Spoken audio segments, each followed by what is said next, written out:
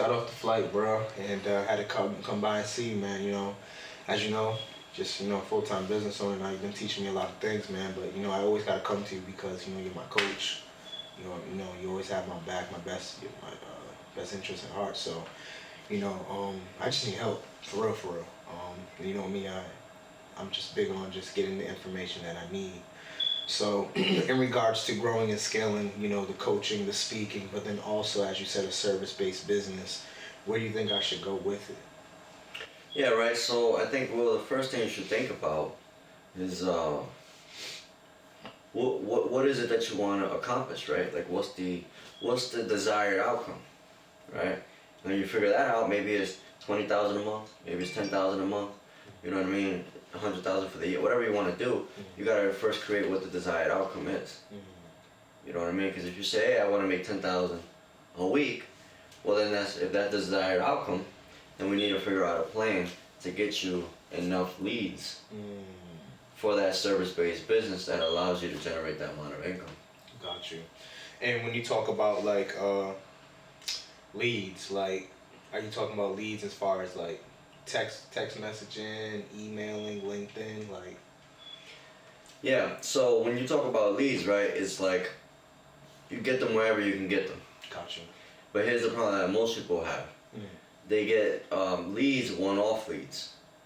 They'll get them here, they get them there, maybe they go to a clubhouse, maybe they go to Facebook, whatever. Yeah. There's no actual system behind getting those leads on a consistent basis. Gotcha.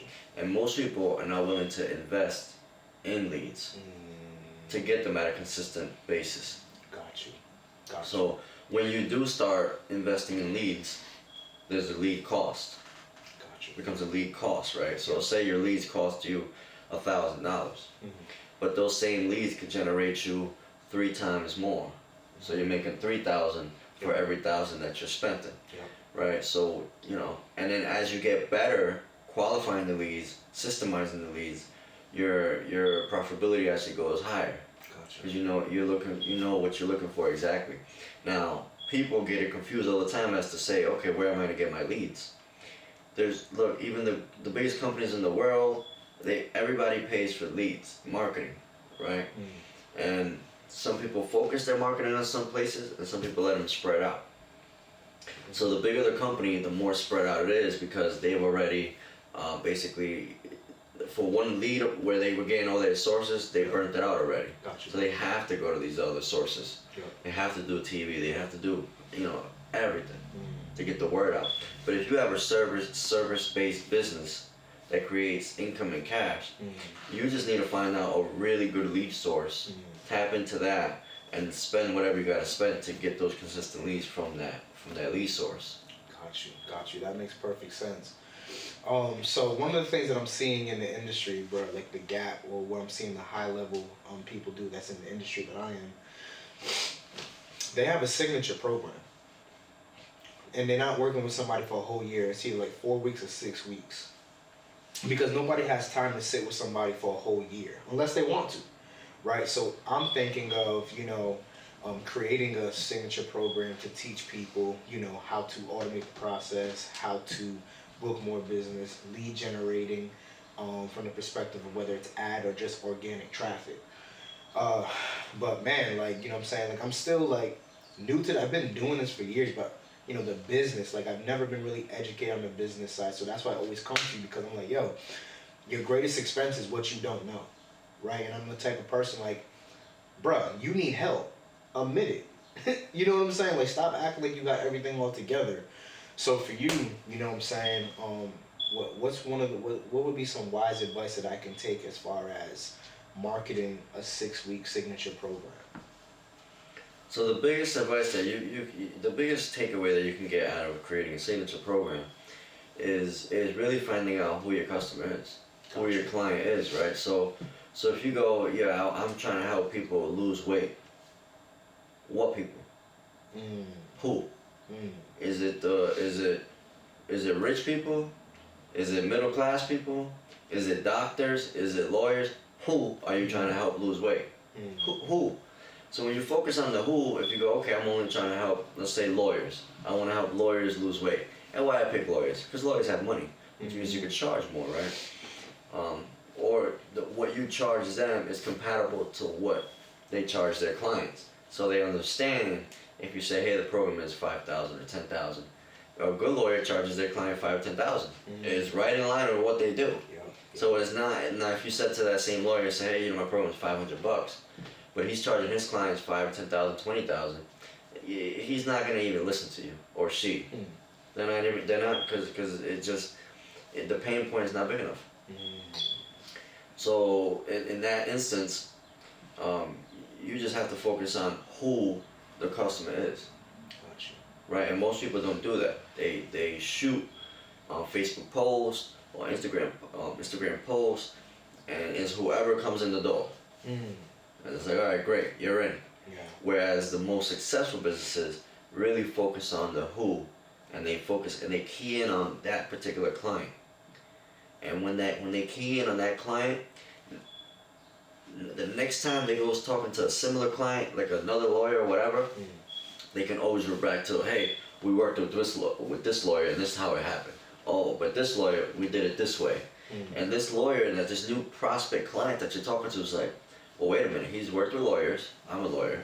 He's figured out solutions for these lawyers, and that makes total sense, the way he's saying it. You know what? He's actually speaking my lingo. Because as you speak with your specific who, you're gonna know their specific language. See, I worked in commercial real estate. You talk cap rate, you talk interest rates, you talk, NOI. This is the vocabulary of commercial real estate. But you figure out the vocabulary of your specific client. And then when they come in the door, they know that you know what you're talking about, because you speak their language. That makes so much sense, man.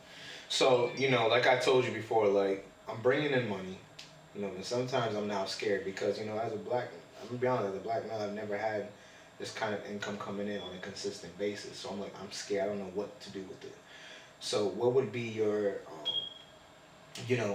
secret sauce in regards to how I should do that? And, what I'm saying, how should I invest it? How can I flip it, or how can I continue to maintain this momentum of client flow and cash flow? Yeah, so the easiest way to invest your money, that when you start making money, is investing it in something you already know and like, right? So, like, I like real estate, right? So I invest money in real estate. But if I don't like real estate and I like publishing, then I will look into opportunities that allow me to get into publishing and make that a business, so I can create cash flow. Now, the real secret of life is creating passive income, whether you make money or not. Whether you make money whether you sleep or not, basically. And you can do it in all sorts of ways, right? You can do it in royalties, publishing, rents. There's dividends. There's many ways of creating passive income. And so when you do these kind of things that create passive income, well, then now you make money whether you're, in whatever you're doing. It doesn't matter how, it's not earned income anymore. It's passive income, meaning it comes in, you sleep and it comes in. So, a lot of people have trouble. The problem is with people not making money. The problem is how to invest the money.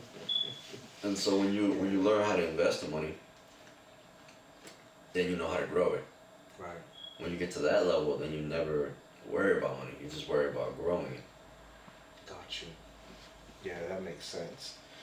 And I know, you've taught me things in regards to like somewhat like offense and defense.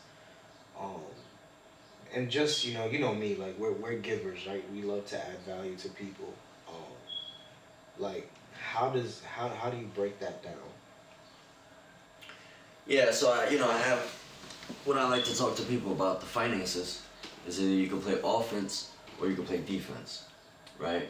And defense, meaning you look at all your expenses and you say, okay, what can I cut from my expenses? And if you could cut $300 a month, well, that's $3,600 a year. But you're looking at $300 a month that you can cut in expenses. And now offense is, how do I make money? If I know how to make $100 a week, that's $400 a month. right? So you go 400 on the plus side. I know how to. So you anything, right? You sell, I don't know, fruits, I don't know, sandwiches, whatever. You know what I mean? You know how to make $100 a week. You figure it out. Plus your job. Forget that. We're just putting the job stuff away, and we just talk about offense and defense in terms of personal finance. So you take your defense, like I said, if you're able to figure out a way to save $300 a month, which is $75 a week, and you're also able to know how to make $100 a week. Well, you've now created on the offense side $400 a week, and on the defense you've learned how to save $300 a week. You literally made $700 a month by doing that. Wow. And it's powerful because most people don't realize that you can play defense and offense to make money. Got you. Yeah, that makes perfect sense, man. Yeah, man, like I told you, man, I'm just, like, you taught me a lot, and it's just coming in now. But I know you always push me to go more. Like, if I tell you, yeah, I just locked in a $2,500, $2,000, you're like, bro, that's it? You know what I'm saying? Walk me through that mindset. Like, why are you like that? I mean, I get it, but I just want you to be able to just tell somebody. Yeah, well, I guess why am I saying that? A good, you made money this month. I don't know, you made 5, 10,000, 20,000, whatever it is. Yeah. Why do I say you can go for more? Because with that 10 to 20,000 that you made, how much of it did you invest in leads? It goes back to that leads, right? If 1,000 leads got me 10 sales, right? Well, then if I just made, 5, 10,000, well, shouldn't I just double up on the leads? Wouldn't that get me more deals? Yeah. If 1,000 got me 10 deals, 1,000 leads got me 10 deals, well, obviously if I got 2,000 leads, I get 20 deals. 3,000 leads, I get 30 leads. I get 30 deals. And that's how you make more money, because now you're forcing yourself to systemize it. Got you. To figure out the pieces that come to the puzzle where you're not really doing all the work. Your work is the thing that people are buying, and not the back end stuff. Got you. So there's always ways of improving. You know what I mean? Until the day you go, you know what? I have enough passive income. I don't need to. I'm all good.